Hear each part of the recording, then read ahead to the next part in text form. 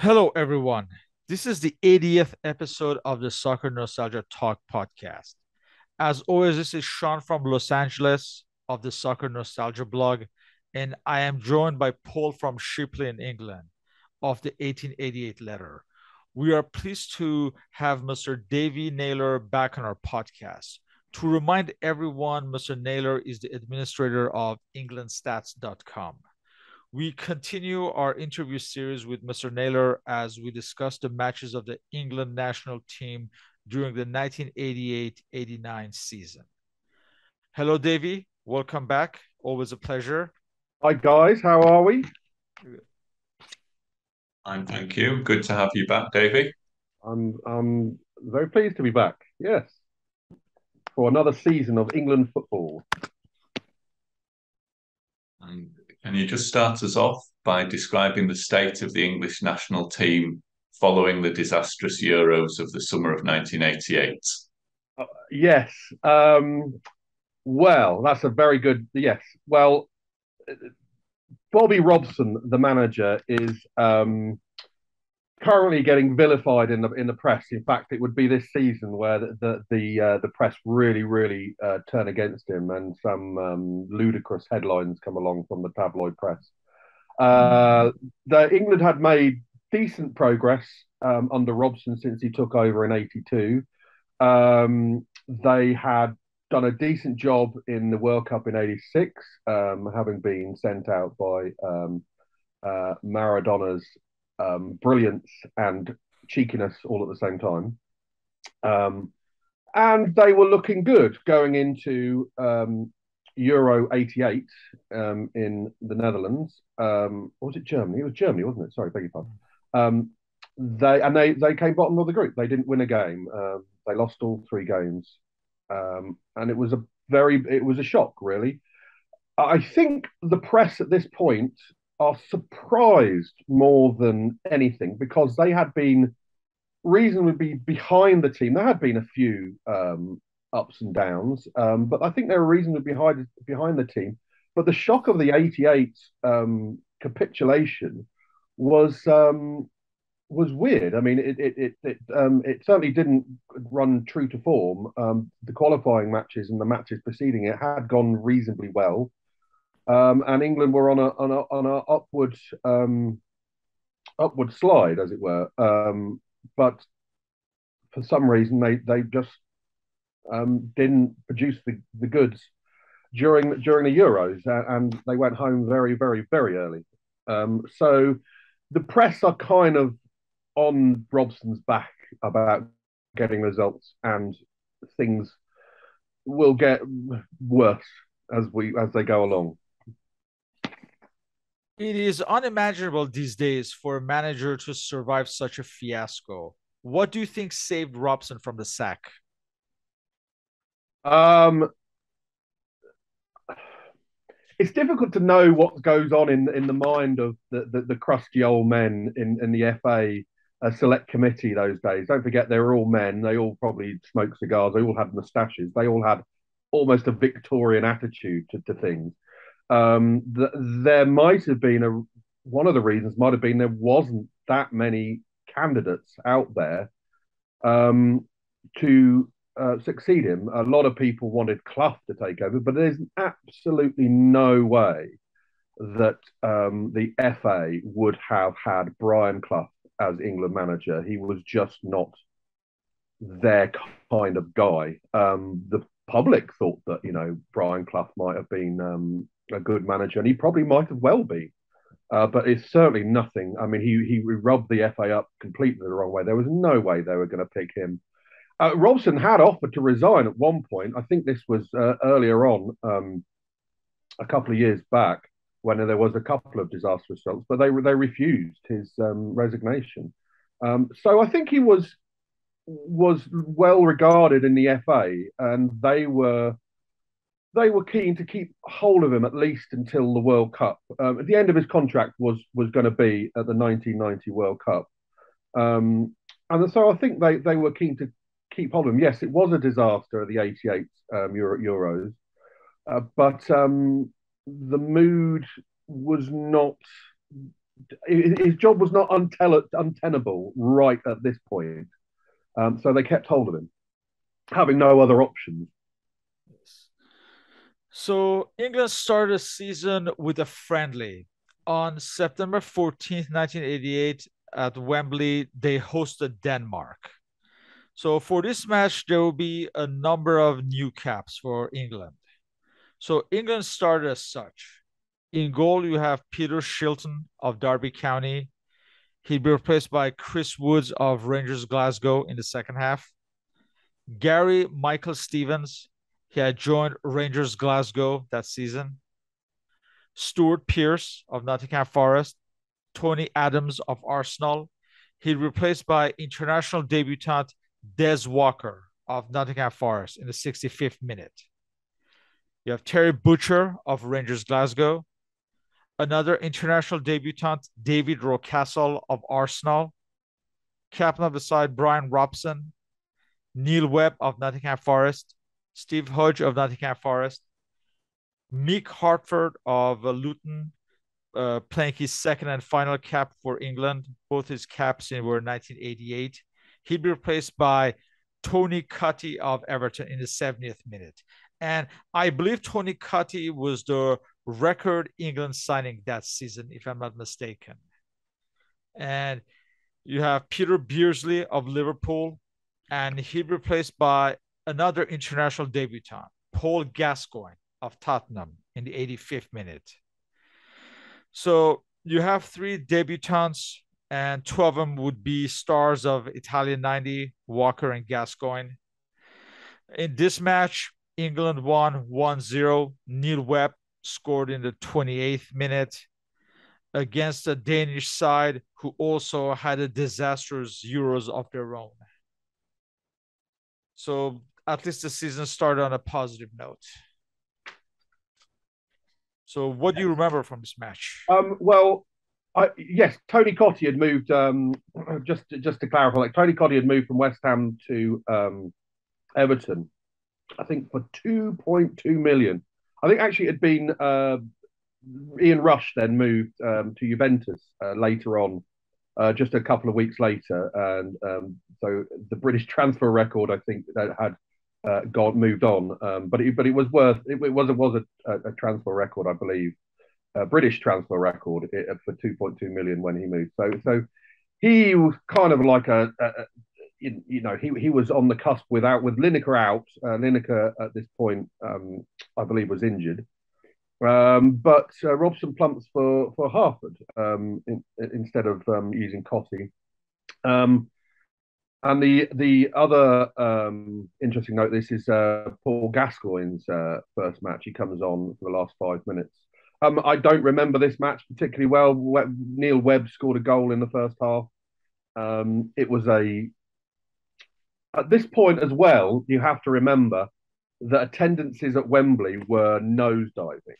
I believe only 25,000 people saw this game, and coming up, even during the World Cup qualifiers and the Rouse Cup games, which would happen in the summer, the Wembley attendance was abysmal. They were getting to record lows. Why this was, I don't think people had fallen out of love with football. It was still pre Sky and Premier League era, so we're a couple of about 4 years away from that.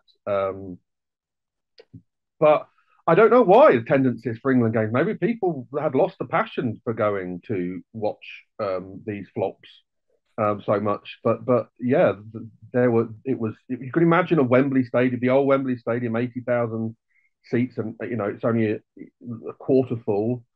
It must have been eerie to kind of like to go. Yeah, so yes, it's England. It's a good Denmark side who, as you said, they hadn't done very well in the Euros, but were still had a great. I mean, they had they had Michael Laudrup.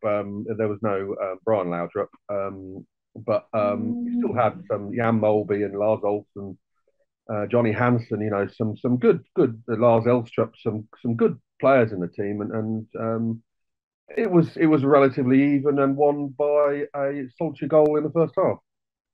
Yeah, it's not a particularly memorable game, and there's obviously some experiments there for Robson to try and replace Sansom and Hoddle and Haley, who are all out of the picture.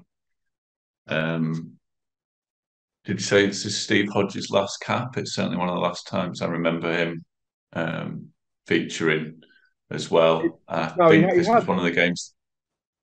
Is that right? Sorry, Paul. Go on. And Paul Davis was on the bench for this one, but never used, never got a cap. David Rocastle, very good player, introduced to the team, and obviously Walker and Gascoigne are the two who made the biggest impact in the longer term. Yeah, it's definitely trying to find a new blend for the team. And yeah, and certain players are. There's quite a few Arsenal players coming into this team. You've got well, not coming into the team, but being established in the team. I mean, this is only Tony Adams' 15th cap. He's only 21 still, so he's still being established. You've got David Rocastle that comes in. He's only 21. Stuart Pearce of Forest. He's only on his sixth cap. He's a late bloomer. He's 26 at this point. So there are new people that he's trying out, as well as the old guard like Brian Robson and Terry Butcher, who've been around quite a lot. So as Beardsley is, 27. Hodge has quite a few more caps. Actually, he's only 25 at this point, and in possession, of course, as of one of the most iconic football shirts ever. Don't forget, he was the man who swapped shirts not anymore. In the '86 World Cup. Not anymore. He doesn't have it anymore. No, but he sold it recently, didn't he? Yeah. Yeah. So I'm sorry. Go ahead. I think this is also the start of Stuart Pearce taking over as the left back. And Davey, was there anyone else really in contention for left back at this time? I'm struggling to think of too many. Me too. I think Stuart Pearce is really, because Forest are doing rather well in the league, so he's a very obvious choice for left back. I mean, he is a constant during this season. He is just almost the number one choice for Robson. In fact, I'm just scanning forward to see how many games. I think he plays every single game of this year. He does, yeah. So it's pretty. He is well established number one now, and we'll soon see Paul Parker as well, who will come into it as well. And he will be the established right back. So yeah, no, Stuart Pearce is firmly the number one right left back. Yeah, and of course he could play in a. Not that Robson ever really did this, but he could also play in a back three as well. But he preferred the back four. So the serious matters start on October 19th and the start of the World Cup qualifiers. So on that day, England hosted Sweden at Wembley. So for this match, we have the following lineup: Peter Shilton, Gary Michael Stevens, Stuart Pearce, Tony Adams. He'll be replaced by Des Walker in the 64th minute. Terry Butcher, Neil Webb, captain of the side Brian Robson, Chris Waddle of Tottenham, John Barnes of Liverpool. He replaced by Tony Cuddy in the 79th minute. Peter Beardsley and Gary Lineker of Barcelona in Spain. This match ended as a scoreless tie, and at the time, a home draw would have been seen as a drop point. So I'm sure the criticisms were back on after this match. Yes, I mean, looking back on this match, I mean, this is a very good Swedish team. Yes, a 0-0 at home would be considered by the press as not ideal, but in retrospect, looking back on this, I mean, I looking back on it, it's not a bad point to get. Sweden, obviously, by far the hardest opponent there are in this group. There are Sweden, Poland, and Albania. Albania being the very much whipping boys of the group. Poland, England have met numerous times down the years. In fact, at this point, Poland always seem to be in England's World Cup qualifying group or European qualifying group. But they're not quite the force that they used to be, certainly in the late 70s. Oh, sorry, around the 70s, when they pipped England to the 74 World Cup qualifying spot. But the main there are the main rivals in this group are the Swedish team, which is a very good team. That they would be a top 10 team easily in the world if we had FIFA rankings.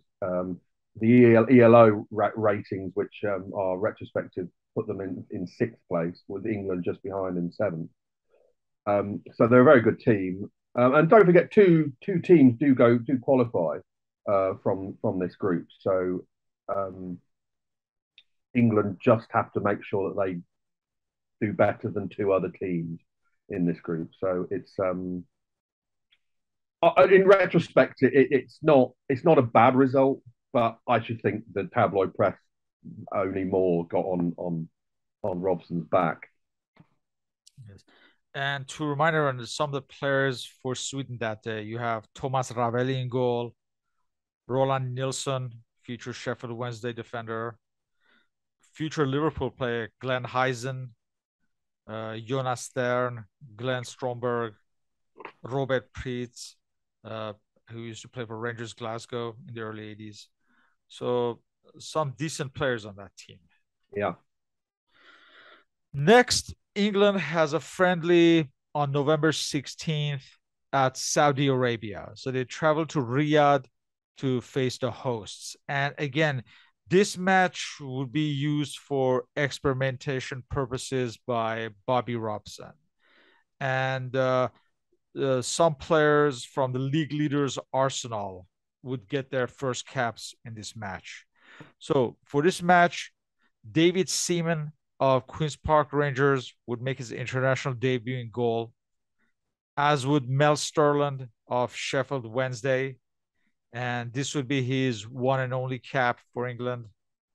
Stuart Pearce, Tony Adams, Gary Pallister of Middlesbrough, Michael Thomas of Arsenal would make his international debut in this match. He'd be replaced by Paul Gascoigne in the 81st minute. David Rocastle, captain of the side, Brian Robson, Chris Waddle. He'd be replaced by international debutant Brian Marwood of Arsenal in the 81st minute. And this would also be Marwood's one and only cap for England. Peter Beardsley, he'd be replaced by international debutant Alan Smith of Arsenal in the 68th minute, and Gary Lineker. So for this match, Saudi Arabia would take the lead in the 15th minute through Majid Abdullah. And England would tie the match in the 54th minute when Tony Adams headed in David Rocastle's free kick from the left side. So many new caps and some who we'll never see again. So not much to judge on from this match. No, and this is a very interesting match in terms of why they chose to go all the way to Saudi Arabia in November. I don't know. Money, I guess. I can't think of any reason. This is a very peculiar. England have never played Saudi Arabia before, and it's not exactly, as far as I know, they only play them once more, and that's in 10 years later. Again, another draw. But the Saudi Arabia goal is a very good goal. They break. England have been very much dominant in the first half, in the first 15 minutes, even scoring, but being disallowed. In fact, actually, throughout the game, they actually have 3 goals disallowed for offside. But Saudi Arabia break and score a fabulous goal that David Seaman almost keeps out, but it just trickles into the net. And yes, we have numerous debutants, Seaman being one, Alan Smith, Michael Thomas, Brian Marwood, and Mel Sterling, as you said, but they don't have another cap. So this is very much Robson sort of like just having a look at some other people who are doing well. Sadly, the British press did not think the result was good. In fact, the Daily Mirror summed it up by saying the headline was "In the name of Allah, go." The following day, I'm afraid. So there'll be a few months break, and England's next match would be another friendly and another trip abroad to Greece. On February 8, 1989, they traveled to Athens to face the hosts. So for this match, we have the following lineup: Peter Shilton in goal, Gary Michael Stevens, Stuart Pearce, Des Walker starting for the first time, Terry Butcher, Neil Webb, Brian Robson, captain of the side, David Rocastle, John Barnes, Alan Smith, he'd be replaced by Peter Beardsley in the 78th minute, and Gary Lineker.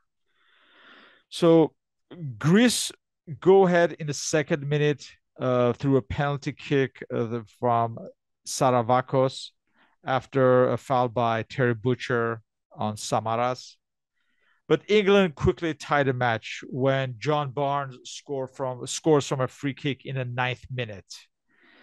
And England would score the winner in the 79th minute through Brian Robson.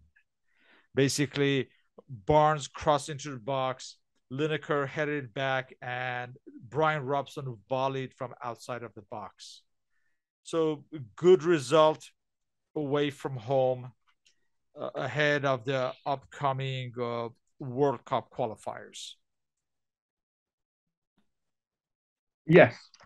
It didn't start off very well. In the first minute,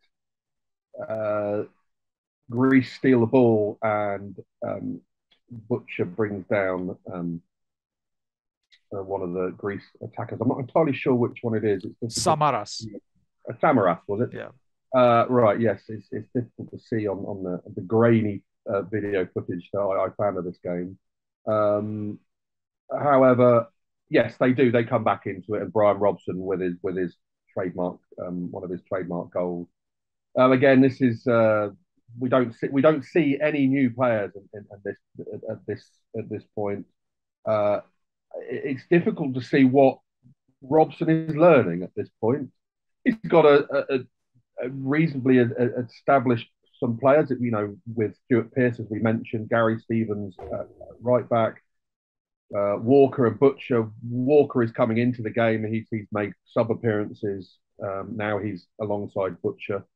Webb and Robson in the middle with Rocastle, Barnes on the wing, Smith and Lineker up front, and Smith is just replaced by Peter Beardsley at this time. No new players. There's no trying to experiment with anything. So I'm not entirely sure what the point of this friendly is. There gets to a point sometimes in the 80s and 90s. Well, it would go on through into the noughties, into Sven's time, that sometimes the friendlies, you have to because you have an international window, you just have to play a friendly. And England are picking teams, I think, which they expect to beat. Saudi Arabia, Greece at this point were not a very good team. Their ELO rating had them at 35. So they're picking teams, I guess, away teams that they want to. I don't know, what are they trying to do here? They're giving experience to players for playing abroad in different places, but they're picking teams which are not necessarily good quality teams. This is my guess. My guess is they were going to play Albania away from home next month. So they decided, okay, they have to play another Eastern European team away from home as part of a preparation. It could just be that, I think. It could be. That's plausible. It's just though the Greece is more westernized than Albania. Albania, don't forget, is still at this point an Eastern Bloc country and very, very poor. It's very different circumstances, I guess, to where Albania is. But yeah, okay, that's a plausible answer. Yeah, I guess. Not too far away. Maybe that was the Well, reasoning. true, yeah. Who knows? As you mentioned, from this game, Des Walker comes into the team, effectively replacing Tony Adams. Do you think that Adams was one of the players who was paying for the failure at the Euros? It could well be. However, he has since the Euros he has played Adams.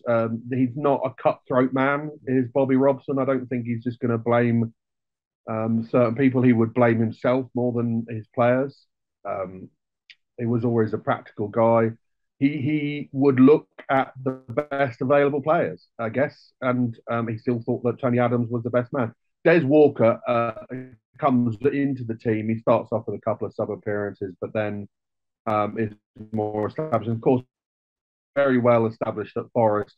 And don't forget, he's playing with alongside Stuart Pearce at Forest. He's playing Webb at Pearce at Forest. So reason, I suppose.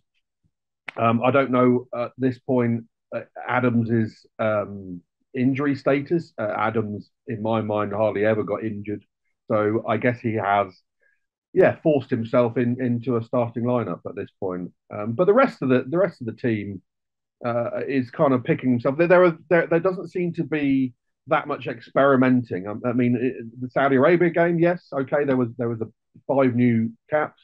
But now there doesn't for the next 2 games and the Albania away game. There's no experimentation. The Albania game obviously is a World Cup qualifier, but and for the next 3 games, there's no experimentation. I think he's just right. My job's on the line here. We better start winning games. So let's pick the best available team that I know from tried and trusted players. That's my take on it. Yeah, so the next qualifier on March 8th, as you mentioned, will be against Albania at Tirana. So for this match, we have Peter Shilton, Gary Michael Stevens, Stuart Pearce, Des Walker, Terry Butcher, Neil Webb. Captain of the side, Brian Robson. This was his 50th match as captain. David Rocastle, John Barnes, Chris Waddle. He replaced by Peter Beardsley in the 78th minute, and Gary Lineker, and he'd replaced by Alan Smith in the 78th minute. So England would take the lead in the 16th minute through John Barnes, and in the 63rd minute, Brian Robson would score England's second goal. Basically, John Barnes' free kick from the left side was headed in by Robson. So they did the minimum away win. Classic. Yeah. Sorry, another. A header from very close range. He was very good at 4-4-2 with this time Waddle alongside Lineker. He's preferring other players to Peter Beardsley. I think Peter Beardsley's star is slightly waning, although he is still only 28. He seems to be on the bench quite a lot alongside Alan Smith at this point. They both come on for the last 10 minutes. But he's struggling to find somebody to partner Lineker, I think, at this point. Most of the rest of the team seems to be rather settled, as we spoke about in the previous match. This is a routine win on a big banana skin, and it was settled early doors, basically. John Barnes goal in the 16th minute really settled England down. And whilst they didn't run away with it, and they only scored their second goal in the second half, it was pretty comfortable. The return match versus Albania at Wembley was the first international match since the Hillsborough tragedy. What was the mood ahead of the game? Somber, basically. I think that a lot of people were still reeling from how a disaster like that could have happened. I remember a lot of games being cancelled during that time, so there wasn't much football that was happening from that weekend. I certainly remember a lot of Liverpool games being cancelled. The strongest memory I have on the Cop end at Liverpool just being full of flowers. Um, so it was, yeah. It's. I don't want to kind of equate it with what's going on now with the Queen dying, but there is a very somber mood around at that time. I get a feeling of a massive tragedy, and everybody was yeah, it wasn't the best time, let's just say. Right. But these qualifying matches had to be played. The England players came out in black armbands. This would have been 11 days after the Hillsborough disaster, and they got on with the job. Yes. So the match was on April 26, 1989 at Wembley. So you have the following lineup for England. Peter Shilton, Gary Stevens. He replaced by international debutant Paul Parker of Queen's Park Rangers in the 75th minute.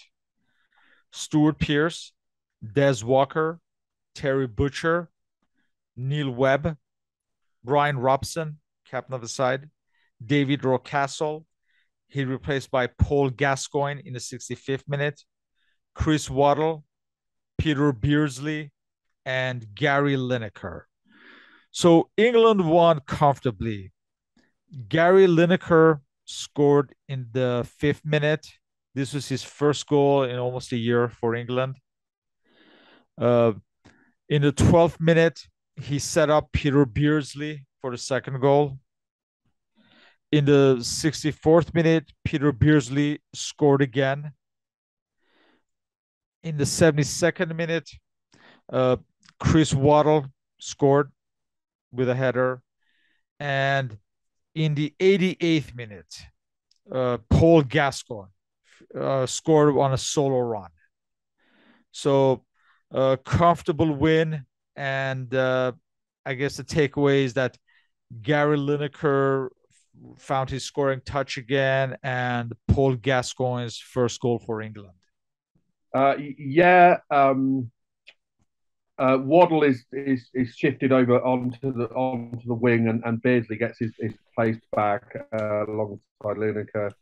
Waddle seems to be a lot happier in that wide role.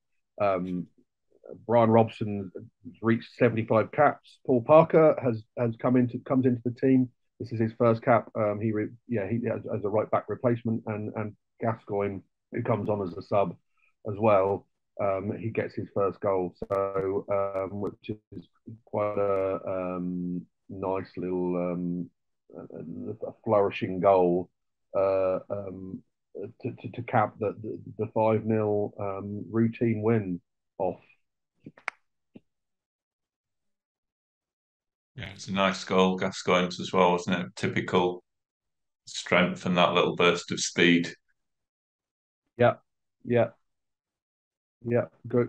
They're all reasonably good goals. I mean, and Lineker scoring. This would be his 27th goal.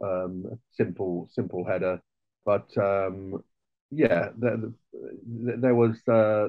They were all good goals against a poor team. Really, England were expected to win comfortably, and they did, and it took the pressure off Robson for a while. England were sitting reasonably okay in the group with the summer coming, and everybody could take their mind off the World Cup qualifying because it would resume later. Yeah, this brought us through to the Rouse Cup. I think the last edition of the Rouse Cup, possibly, and it never really caught the imagination, but by this point it was more or less in its death throes. Why do you think it just didn't attract any Well, interest? so yeah, so to go into this, we have to go back to the demise of the British Championship, the home championship, which had its death throes in '84, was its last thing, mostly to do with uh, dipping crowd attendance during the '80s, and especially the late '80s. Football had a very before the money came in, had a real problem with attendances. They were dipping all over the place. The only game really which did attract decent attendances was the games against Scotland. So when the home championship ended, the two FAs of England and Scotland decided, well, why don't we continue playing an annual competition? They called it the Rouse Cup. They played each other a couple of times, and then some bright spark said, well, why don't we have a third team in? So they would invite South American opposition. First up was Brazil in '87, then Colombia came the previous year, and this year was Chile. But after that, it was discontinued. There was other things, fixture congestion, and to be honest, these two games were not, well, they weren't very inspiring games. First off, and the attendances were absolutely woeful for the Chile game, England Chile at Wembley. 15,000 people, which is a shockingly small game. I think actually it's a record. Actually, I think it's the worst ever attendance. It's the lowest ever attendance at Wembley for an international match.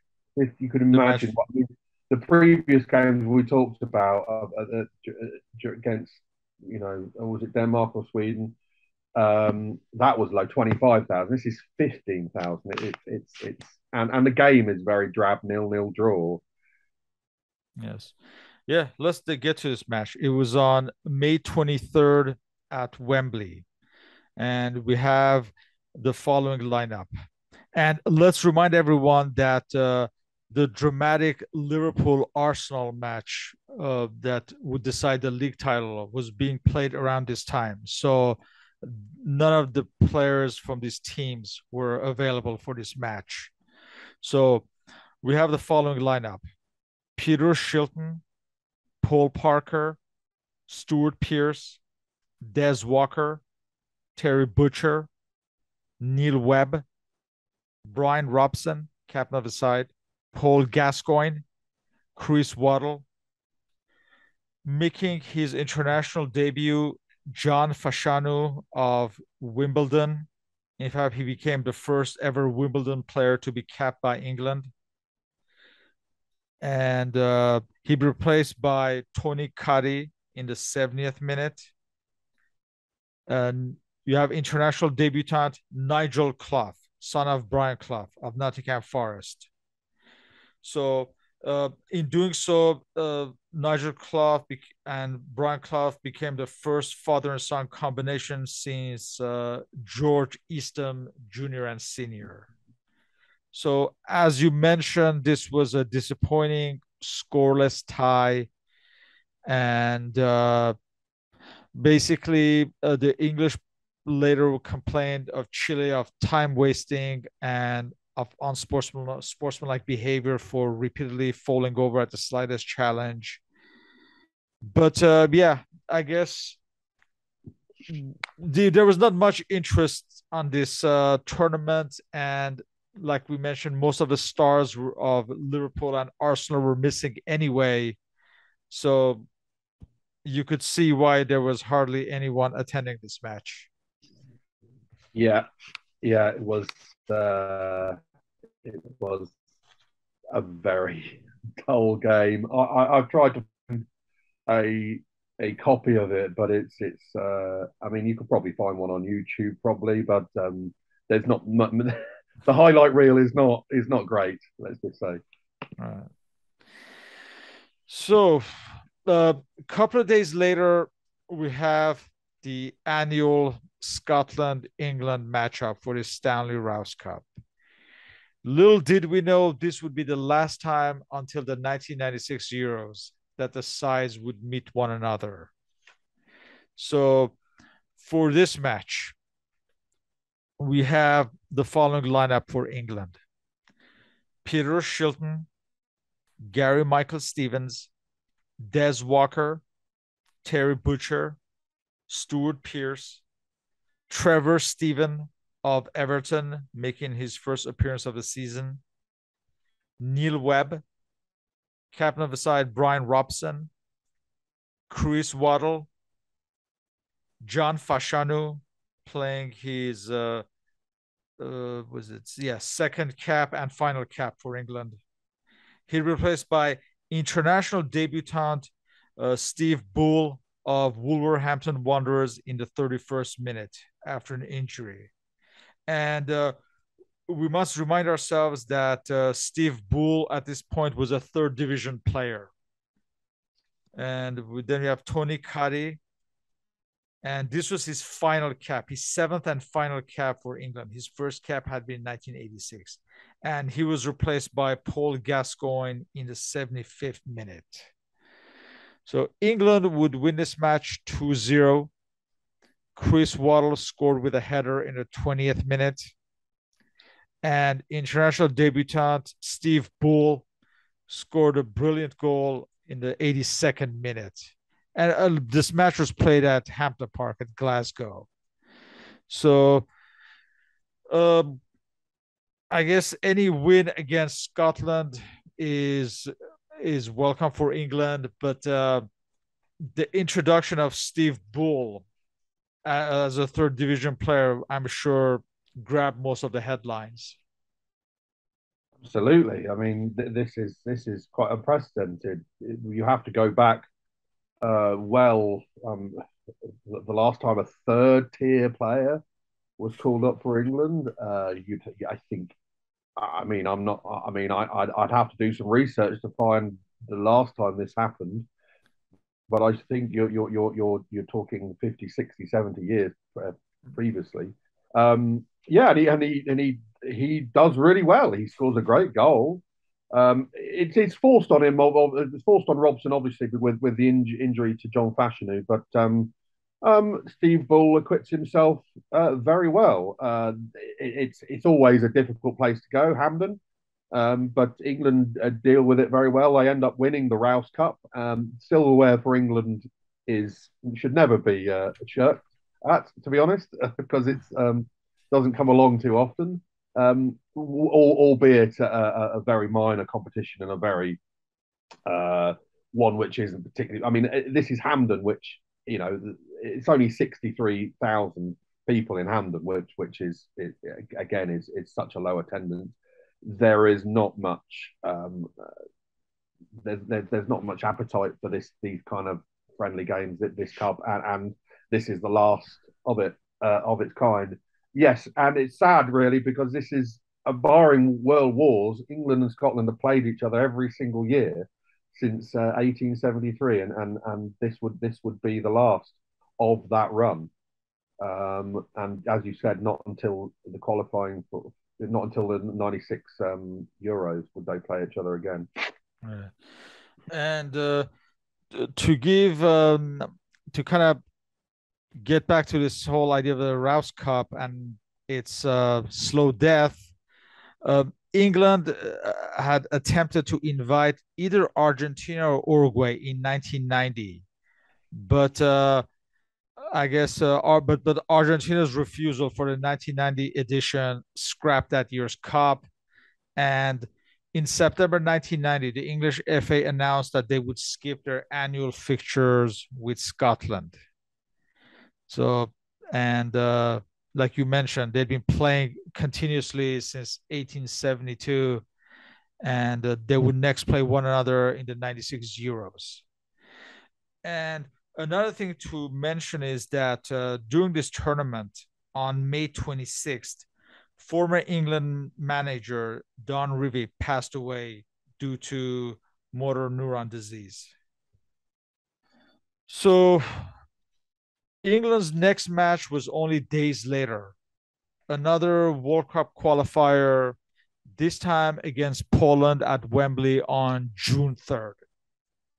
So for this match, we have the following lineup: Peter Shilton, Gary Michael Stevens, Terry Butcher, Des Walker, Stuart Pearce, Chris Waddle, he replaced by David Rocastle in the 78th minute, Neil Webb, Brian Robson, John Barnes, Gary Lineker, Peter Beardsley, and he replaced by Alan Smith in the 78th minute.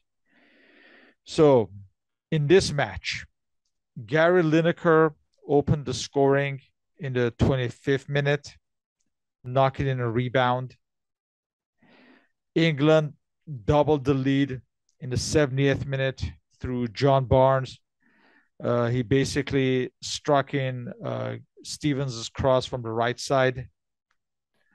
And in the 83rd minute, there was a defensive mix-up on the right side, and David Rocastle passed to Neil Webb to score into an empty net. So a very morale-boosting England win, and they seemed set to qualify at this point after this win. Yeah, another good routine win against a okay Poland side, but they didn't do themselves any favors. The keeper Bako fouls Lineker in the first 10 minutes, and he really should have been sent off, being the last man. He was lucky to stay on the field. He got a yellow card for it. But it was one-way traffic really all the way through. They tried to put up some sort of attacking movements in the second half. Poland do, but England are just too good, and they run out. And they got their early goal through Lineker in the 25th minute, and then as Poland tire, England get their next two in the last 20 minutes of the game. Basically, it's a good. I mean, Robson would have been expecting the team to win this one. Poland are not quite Albania, but I mean they're better than Albania, but they're not quite so good. And being at home as well, definitely the press would have, and the public.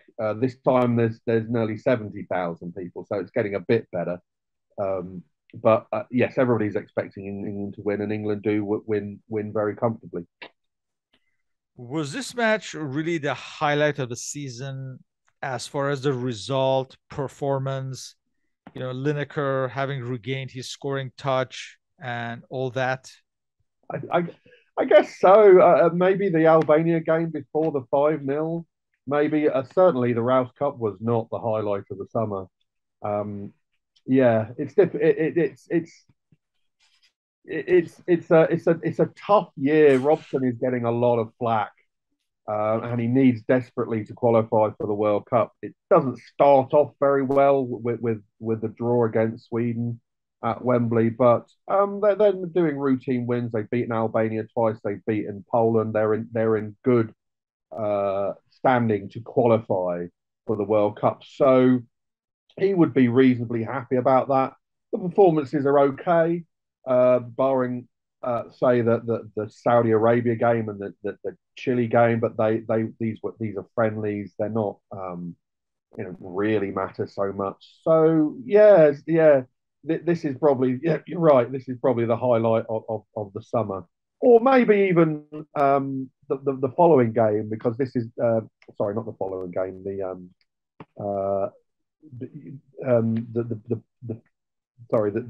previous game, the Albania game. Excuse me. So England closed the season with a friendly a few days later, as they had opened the season against Denmark. But this time they traveled to Copenhagen.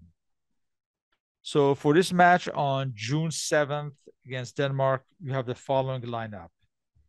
Peter Shilton, by starting this match, he became the new record holder of caps with 109, bypassing Bobby Moore. He was replaced by David Seaman in the 65th minute. Then you have Paul Parker, Stuart Pearce, Des Walker, Terry Butcher, Neil Webb. He'd be replaced by Steve McMahon of Liverpool in the 46th minute. This was his first appearance of the season. Captain of the side, Brian Robson, David Rocastle, John Barnes. He replaced by Chris Waddle in the 46th minute. Peter Beardsley. He replaced by Steve Bull in the 61st minute. And Gary Lineker. So England scored first in the 27th minute through Gary Lineker, who scored for the third time this season. So he had more or less at this point regained his scoring touch internationally. And he was on his way to Tottenham for the following season. Denmark would tie the match in the 56th minute through Lars Elstrup, who would later join Luton. So England that was a good result, I guess, away from home. And I guess they finished the season on a positive note. This is a reciprocal game. Denmark came to, as you say, Wembley at the beginning of the season, so England go to Idriksparken in Stockholm. Stockholm, what am I talking about? In Copenhagen for the end of the season. And yes, Lineker's found his scoring boots yet again, and after that year of drought, and is starting to become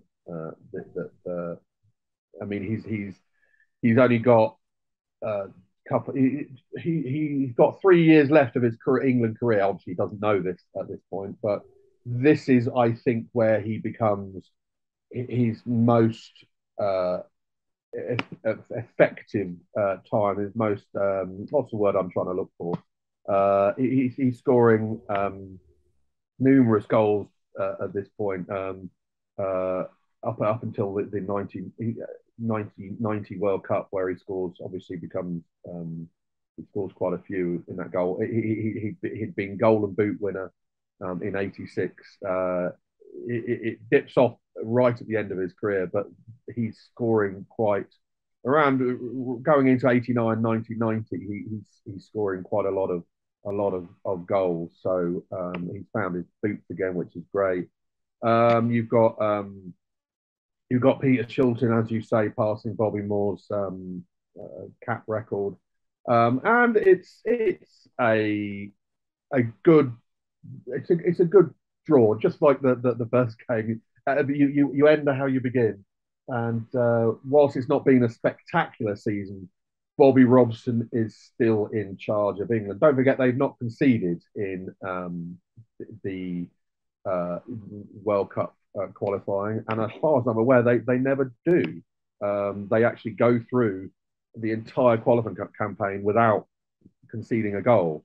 Correct. They win every single match. They draw 3 and win 3, but the top 2 go through in this 14 group, so they're already halfway through in a really, really good position. They have to go to Sweden to play and Poland, but they're in a very good position to qualify for the World Cup in 1990. So I think Robson would be pleased. It's on the scale of Robson's reign. This is probably one of the it's not one of the best seasons. There are lots of other things happened during this season, as we talked about Hillsborough and other things. So he's not in the limelight, as which I think suits him very well. As long as he's not getting the press and the team are getting the press, that's what he wants. So I think he's happy right now and in a good position to qualify for the World Cup. So his preparations now are on. Looking forward to the World Cup in 18 months' time, or sorry, in 2 years, no, in a year's time, yeah. One of the highlights of this season's is Paul Gascoigne's emergence as an international. How would you say that he was received in 1989 compared to 1990? We can't really talk about Gazamania yet, but he's obviously emerging as a star. Yes, he is. There is a lot of consensus that he is a gem of players like Gascoigne. English players like Gascoigne don't come along. Well, Gascoigne don't come along, that often at all. But he's English, and he could be world class. People are thinking that he's maturing very well. He's still got that cheeky Gaza thing that he still does. But other than that, his football is England haven't produced a player like this for many years. So there is a lot of hope that he will become a future star of England, which I guess he does do. And yeah, so it's interesting see him at his early career, because he's at this point. Is he still at Newcastle at this point, or has he? He joined Tottenham in the beginning of the season. Right. Okay. Because of course, don't forget he was mentored early on with Jackie Charlton up at Newcastle when he was very young. And then yes, he moves to Spurs. But it's interesting to see his progression. At this point, there's a lot of excitement about him. It reaches weird proportions when you get to 1990 and Gazamania. The newspapers fell in love with him. I guess he was one of the darlings of the 1990 campaign, with his tears in the semi-final, and there was Gazamania. He was in the press all the time. He was the most famous person in England probably for a good year in 1990, 91. So yeah, we are, and we're seeing his talent on the pitch. We see brief glimpses of it early on in his career, but he's certainly a talent to be nurtured and a talent to watch in the coming years. So it's an exciting time to be an England fan or a Spurs fan, in that time, having such a player in your team. Yeah, and who knows? I mean, I guess we'll talk about this next year, but sorry, for the next year, for next season, for the 1990 season. But who knows what could have happened if he hadn't got that yellow card? Who knows what happened? It certainly could have changed the game, and I certainly think that whoever won that penalty shootout was going to be Argentina in the final the following year. I mean, we'll get to this, in the next time, but it's very interesting. Argentina were lucky to get to the final, but they had been beaten in the opening game, and they were not the team. Maradona was not the player he was 4 years ago, although there were glimpses there. So I'm convinced that whoever got through that penalty shootout would have won that World Cup. It was Germany, West Germany, but I think England could have won that. And who knows if you hadn't got that? I mean, it's all what if. But if Gascoigne could have been the star of that game, so that was sad to see, that whole thing, but it led to his rise, his stardom, really. That whole summer. So I'm just preambling now for next time. I want to get onto that because that was such a great season, and I remember so much more of that season than this season, which sadly wasn't particularly very memorable. But you have to go through them. I guess you have to to have a narrative up to what was going on for the 1990 World Cup, which is as fresh in my mind now as it ever has been. It was a glorious time to be around. I'm looking forward to next time, guys. Just saying. Yeah. So, in closing, how do you assess this season for England? Do you think Bobby Robson somewhat regained his credit? Um, uh, no, I think the press are still very much of the mind that he should resign. He's making it easier for himself because England are finding it reasonably easy. It's a very simple qualifying phase, to be honest. They were not given a particularly difficult group. So England and only the four, as I said, four teams, two teams qualify from it. So it wasn't particularly. All they had to do is make sure they came above Poland and Albania, which they do. So he's keeping his head above the water. Yes, going to places like Saudi Arabia didn't help, and especially the result of that game that made the press even angrier. I think I get the feeling that my memory of the season was that we wanted to get to the World Cup as quickly as possible, so we wanted to get through these games. And I think the majority of the public were still reasonably behind Robson. There was no disaster, say, during this season. There were no losses. So in that respect, that's a good thing. But I think he's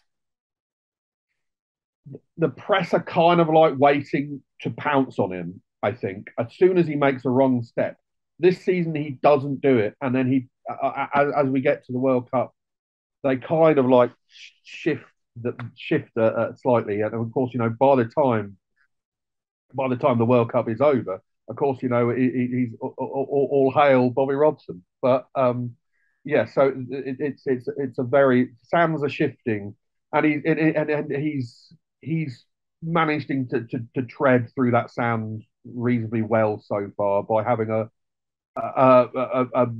good but if unspectacular season at this point, which is better than what happened at the end of the previous season when the capitulation during Euro '88. They were people were on his back considerably then, and he could have gone. I think he even considered it. I'd have to look back through his biographies to see. I do know at one point he did offer his resignation, and he suggested the FA to get Clough in, whether that was '88 or a little bit earlier, I'm not sure, but they refused, and I'm glad that they did because I like Bobby Robson as a manager. He was very down to earth, and I think he guided the team well. He had some bad results, but on the whole, I think he was a very good England manager.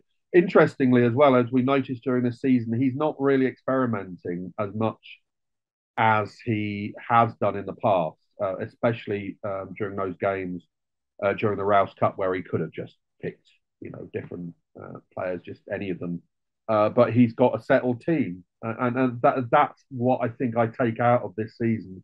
That I think he knows what his best team is, and the emergence of some great players like Gascoigne, like Stuart Pearce who comes into the team, like Des Walker who comes into the team. We've now got a spine of a team going into a World Cup year, and I think he's reluctant to mess around with that so much because I think he knows his best players. So yeah, so it's a the 88-89 season was not spectacular, but it ticked all the boxes, I guess. So we look forward to discuss the memorable following season, very long season for England. Yeah, many matches. So once again, we would like to thank Mr. Davey Naylor for his participation in this series. As always, feel free to leave questions and comments. For any questions or comments, you may contact me on my blog and on Facebook under Soccer Nostalgia. On Twitter, I'm at SP1873. Mr. Paul Whittle can be contacted on his blog, The 1888 Letter, and on Twitter, he's at 1888 Letter. You may also follow the podcast on Spotify and now on Google, Apple, Podvine, and Stitcher, all under Soccer Nostalgia Talk Podcast. Please leave a review, rate, and subscribe if you like the podcast. Mr. Naylor's contact info, his website and Twitter handles are all listed on the blog and podcast listings. So, Davey, thank you again, and looking forward to the following season. Thanks, guys. I'll see you next time. Thank you. Thank you again. Thank you, David.